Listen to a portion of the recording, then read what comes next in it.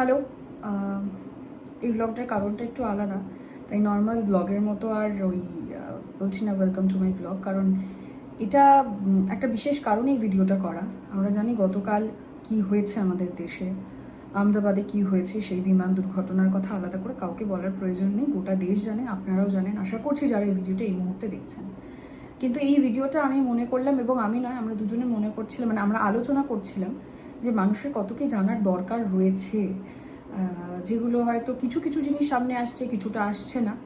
আমরা আমাদের ব্যক্তিগত কিছু অভিজ্ঞতা শেয়ার করব, এবং কালকের ঘটনাটা ঘটার পিছনে কারণ কি থাকতে পারে সেটা আপনাদেরকে আজকে ভিডিওটার মাধ্যমে বলবো।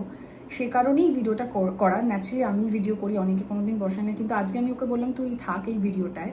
তার কারণ হচ্ছে বেশ যাবতীয় মানে বেশ কয়েক বছর ধরে অনেক এই মানে কি বলবো, এই প্লেন যা ওঠা নামা সমস্ত কিছু না পড়াশোনা করে।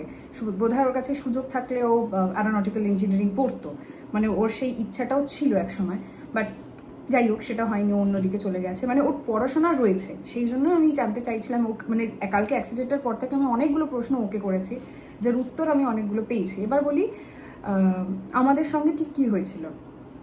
আমরা লাস্ট মেঘালয় গিয়েছিলাম।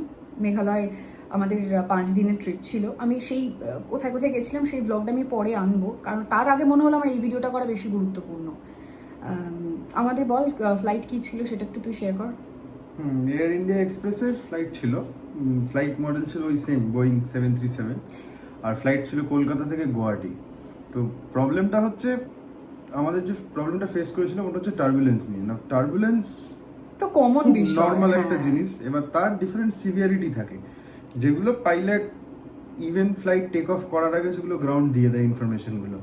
ওদের এখন যা বেসিক্যালি সব সফটওয়্যার ইনস্ট্রুমেন্টস থাকে, ইসিউ যে ইনস্ট্রুমেন্ট থাকে তো সব ফিড ইন করা থাকে। এবার তার মধ্যে যখন একটা পাইলট টেক অফ করে বা কোনো একটা ফ্লাইট পাথ বানায়, কোথাও পয়েন্ট এ থেকে পয়েন্ট বিতে যাবে, অনেকগুলো কনসিডারেশন থাকে তার মধ্যে। তার মধ্যে ওয়েদার একটা মেজর জিনিস প্লে করে। এবার আমাদের যে ইনসিডেন্টটা হয়েছিল ওটা খুব সিভিয়ার একখানা টার্বুলেন্স ছিল, যেহেতু ওয়েদার খুব খারাপ ছিল, খুব সিভিয়ার টার্বুলেন্স ছিল। এবার তো মানে আগে পাইলট কিন্তু এই যে ওয়েদার খারাপ, মানে প্যাচগুলো, যেগুলো আপনারা যদি কখনো ওয়েদার রিপোর্ট দেখেন দেখবেন ইয়েলো মার্ক, এই যে লাল সতর্কতা, হলুদ সতর্কতা আমরা খবরের চ্যানেলে বলি না, এই প্যাচগুলো দেখা যায় যে গ্রিনটা মানে একদম নর্মাল, ওকে ঠিক আছে, তারপরে হয় আস্তে আস্তে ইয়েলো অ্যান্ড অরেঞ্জ, তারপরে লাস্টে হয় গিয়ে রেড। আর আমাদের ফ্লাইটটা গেছিল অরেঞ্জের মধ্যে দিয়ে, যেটা হচ্ছে সিভিয়ার, মানে মডারেট টু সিভিয়ার টার্বুলেন্স। যেটা চাইলে কি করতে পারে, যেটা অবভিয়াসলি মানে ওটা তো কোনো চান্সই নেই, মানে কারোর রিস্ক নেয় লাইফ নিয়ে। মানে অবভিয়াসলি ওদের কাছে এক্সট্রা ফিউয়েল থাকে, প্ল্যান বি আছে, রুট বি থাকে, রুট সি আছে। তো অবভিয়াসলি ওটাকে ডিট্যুর করে যাওয়া যেত। এবার আমি যেখান থেকে ফ্লাইট ট্র্যাক করি ওখান থেকে আমি আরও অ্যাট দ্য সেম টাইম যখন অন্যান্য ফ্লাইটগুলো আরও যাচ্ছে, আমি যখন দেখছি, let's say for an instance ইন্ডিগোর যে নেক্সট ফ্লাইটটাই বেরোলো, ও কিন্তু কি করলো, ওদের ফ্লাইট রুট ছিল পুরোপুরি ওইটাকে ডিট্যুর করে যাওয়া।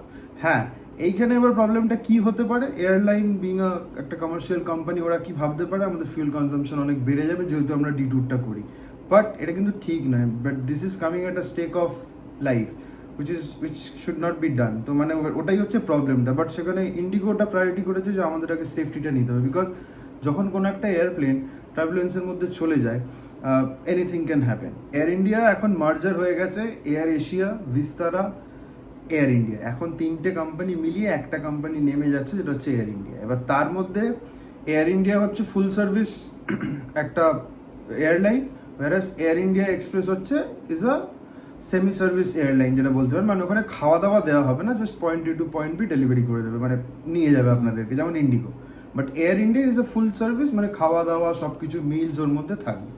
বাট প্রবলেম হচ্ছে বোয়িংয়ের প্রবলেমটা এখন কেন রয়েছে, আর সব থেকে বেশি এয়ার ইন্ডিয়ার কাছে বোয়িং বেশি।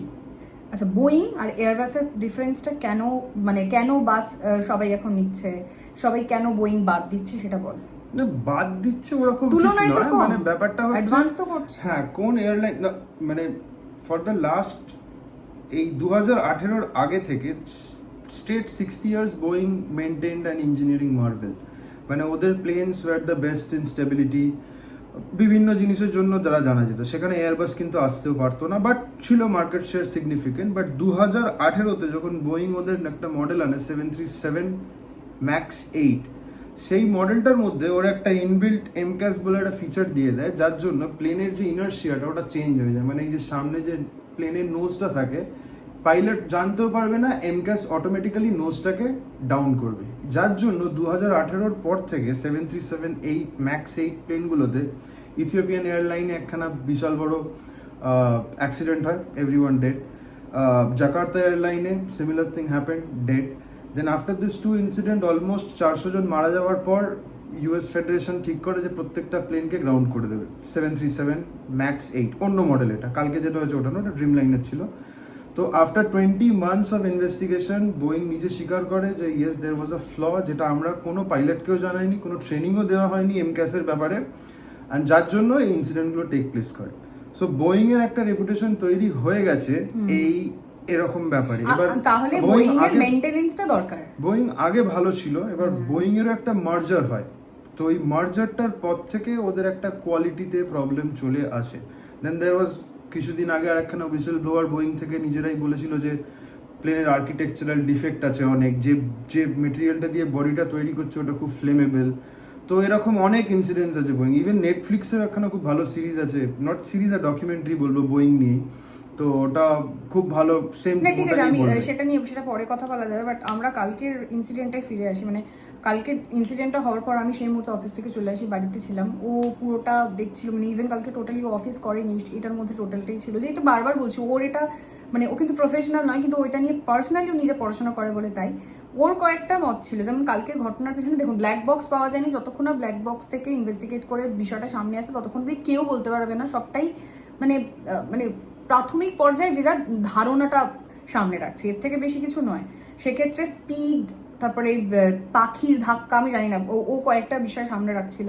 সেটা বল কি কি হতে পারে কালকের জন্য। না, অনেকগুলো ব্যাপার আছে। ড্রিম লাইনার 737 একটা বড় flight, rather than Airbus A320 বা নর্মাল 737 এর থেকেও। তো অবভিয়াসলি যখন একটা অত বড় ফ্লাইট টেক অফ করছে, তার রানওয়ে পাথটা অনেক বড় হতে হবে।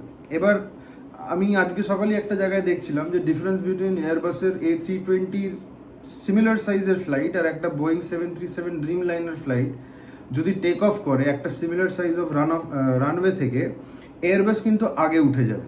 মানে প্লেনের দুরকম স্পিড থাকে, একটা V2 একটা V1। তো যখন রানওয়েতে রান করে V2 যদি ক্রস করে যায় স্পিডটা, তার মানে পাইলটকে উঠতেই হবে, মানে ফ্লাইটটা টেক অফ করাতেই হবে। নাও এয়ারবাসের অ্যাকসেন্ট খুব ভালো, মানে খুব তাড়াতাড়ি ফ্লাইট টেক অফ করে যায়, ওয়ারাস বোয়িং কিন্তু খুব স্লো। মানে ওই সকালে আমি কম্প্যারিজনটা দেখছিলাম। তো এবার this are all probable reason, যতক্ষণ ওই যা বললো যে ব্ল্যাক বক্স, ইভেন আর একটাও জিনিস হচ্ছে DVR, একসাথে দুটো ইঞ্জিন খারাপ হয়ে যেতে পারে। এবার কালকের যেটা, এবার আজকে অনেক খুব সারফেস হচ্ছে একটা ইনফরমেশন যেটা বলছে যে নাকি লাস্ট ইনফরমেশন যেটা পাইলট বলেছিল যে Mayday we are losing thrust on both the engines. আর টোটালটা 32 সেকেন্ডসের মধ্যে। হ্যাঁ, এবার একটা ফ্লাইট, আর সেই ফ্লাইটটা জাস্ট দিল্লি থেকে আহমেদাবাদ এসছে 1 ঘন্টা আগে। তো এবার যখন একটা ফ্লাইট হ্যান্ড ওভার হয় from a particular pilot to a different pilot, একটা ফুল থরো চেক আপ চলে। আমার কথা, যদি প্রবলেম থাকতোই তাহলে ওই প্রবলেমগুলো তো নিশ্চয় ওখানে মেনশন করা থাকতো, একটা লগ বুক থাকে, নট অনলি পাইলট দেখবে, ওখানে আরো নিচে গ্রাউন্ড স্টাফরাও দেখবে, সেখানে একটা প্রবলেম লগ বুক থাকে। এবার লগ বুকটা আদৌ কিছুটা প্রবলেমটা লগ হয়েছিল যে ইঞ্জিনে কোনো প্রবলেম আছে বা কীরকম। এবার everything is running on machine, তো এবার কখন কি প্রবলেম আসবে ইউ নেভার নো। বাট এটা খুব স্কেপটিক্যাল যে at a time take off করার পর দুটো ইঞ্জিন ওয়েন্ট অফ। তো ওইটাই একটা আমার খুব ডাইসি ব্যাপার লাগছে যে কী করে দুটো ইঞ্জিনই একসাথে অফ হয়ে যেতে পারে, যে মানে আর থ্রাস্ট দিতে পারলে না। বেসিক্যালি থ্রাস্টের কনসেপ্ট হচ্ছে একটা খুব ফোর্সফুলি এয়ারটাকে ইঞ্জিন দিয়ে ঢোকায়, পেছনে একটা খুব ছোট নজেল দিয়ে বের করে, যার জন্য প্লেনটা থ্রাস্টে উঠে যায়। আবার অনেক থিওরি দেখছিলাম আমি আজকে, বলছিল যে ফ্ল্যাপ সেটিং ঠিক ছিল না ফ্লাইটটার মধ্যে, অ্যাজাম্পশন, কোনো ঠিক কথা না, ফ্ল্যাপ সেটিং ঠিক ছিল না। সেগুলো সব ইনভেস্টিগেশনের পরে বেরোবে। আরেকটা বিষয়, ব্ল্যাক বক্স যদি ইনভেস্টিগেট করা হয়, যা যা বিষয় মানে ওখানে ব্ল্যাক বক্স থেকে তো সবটা আসলে পাওয়া যায়। তোর মনে হয় যদি ব্ল্যাক বক্স যা যা রয়েছে সবটা সামনে আসবে, নাকি এটাকেও লুকিয়ে দেবে? না, এবার অনেক ব্যাপার আছে এইখানে।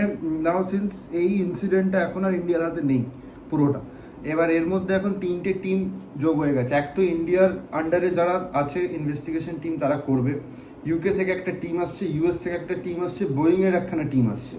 তো পুরোটা এখন একটা straight out of the park ব্যাপার হয়ে গেছে, যেখানে পুরো জিনিসটা রিকভার করে দুটো জিনিস আছে, একটা ব্ল্যাক বক্স আর একটা ডিভিআর, দুটোকে ট্রেস করা হবে, একসাথে দিয়ে টাইম লাইনটা দেখা হবে, কি হয়েছে, কি সেটিং, কি চেঞ্জ করা হয়েছে, কোন পার্টিকুলার ইকুইপমেন্টটা ফলো হয়েছে। ইভেন যদি এখানে ফর দিস কেস যদি ভেবে নিন একটা ইঞ্জিনও যদি ফেল হয়ে যায় অ্যান্ড ফ্লাইট যদি ওভারলোডেড থাকে, আর একটা জিনিসও কনসিডারেশন যে ফ্লাইটটা আহমেদাবাদ থেকে লন্ডন যাচ্ছিল, প্রায় ধরে রাখুন 40-50,000 plus more than that tons of oil ও ক্যারি করছিল, মানে the huge amount of oil. তো ওইটা একটা অ্যাডেড টু আ ওয়েট। এবার ওই ওয়েটটা একটা ইঞ্জিন হয়তো সাফিসিয়েন্টলি নয়, মেবি আমি অ্যাজামশন করছি যে হয়তো একটা ইঞ্জিন খারাপ হয়ে গেল, একটা ওয়াজ ওয়ার্কিং, বাট সেই ওয়েটটাকেও থ্রাস্ট রাখতে পারেনি, যার জন্য ফ্লাইটটা ডেভিয়েট করে গেছে নিচের দিকে, মেবি নট। অনেকেই জানতে চায় সেটা হচ্ছে কি কি গাফিলতি থাকতে পারে, মানে লুপহোলস কি কি, মানে তোর মধ্যে কি কি মনে হয় যদি প্রবলেম আগে থাকতে, যেগুলো হয়তো ক্লিয়ার আগে থেকে টিক করে ওরা যেটা বলে দেয় গ্রাউন্ড ক্লিয়ারেন্স থেকে যা যা হয়, মানে সেটা হ্যাঁ, অনেক কিছু থাকতে পারে। এবার একটা ফ্লাইট যখন তার age 13 years, which is quite significant, তো রেগুলার মেনটেনেন্স, এবার সেই মেনটেনেন্স লগ বুক তো আর আমরা যারা নর্মাল লোক তারা তো আমরা জানি না যে কি মেনটেনেন্স হচ্ছে, কি রিপেয়ারিং হচ্ছে।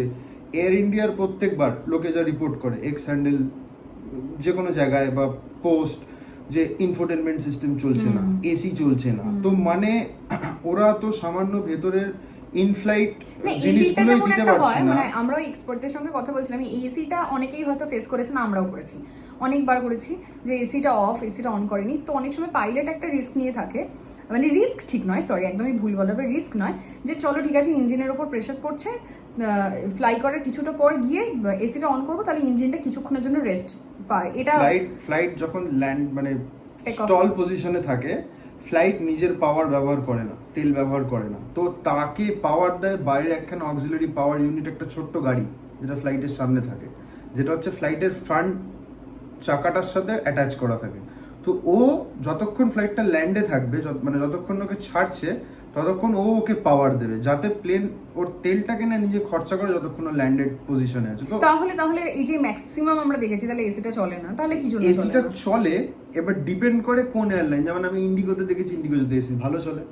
কোন সময় এসিটা বন্ধ হওয়ার কথা, যখন আপনারা দেখবেন যে ফ্লাইট পুশব্যাক করছে, একটা টাইমের পর দেখবেন এসিটা বন্ধ হয়ে গেল, তারপর ইঞ্জিনগুলো রেভ করবে, মানে স্টার্ট করবে, তখন দেখবেন আবার এসিটা ওইটুকু টাইমের মধ্যে ওই ট্রানজিশনটা হবে যে অক্সিলারি পাওয়ার ইউনিট থেকে ও নিজের পাওয়ারে নিয়ে নিলে এসিটাকে অন করার জন্য।